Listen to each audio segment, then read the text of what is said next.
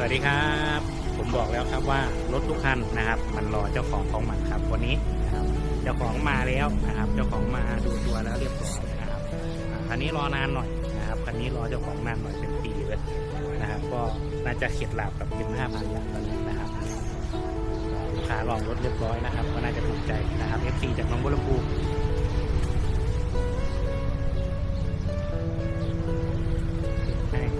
ให้เดี๋ยวให้ช่างเก็บเพิ่มเติมเดี๋ยวให้สร้างมันเก็บเพิ่มเติมอีกที่ก็แจ้งเพิ่นเลยครับว่าเก็บในจุดไหนแต่ว่าความร้อนไม่มีปัญหาครับเพราะผมเช็คให้เลยเรียบร้อยเสียงเครื่องกระมวลดีเดี๋ยวเขาง่ายอยู่จอดจนตีดแล้วเห็นมั้ยนี่อยู่ผมโดนว่าผมว่ารถมันตอนมาใหม่ๆยังเงายังคำก็ยังคือมัวล่ะจอดตากแดดมีครบเสร็จครบขวบเดียวมันมาพร้อมกัน2 คันอีกคันหนึ่งกับไปน้องบัวลำพูคือกันนี่แหละมาเบิ่ง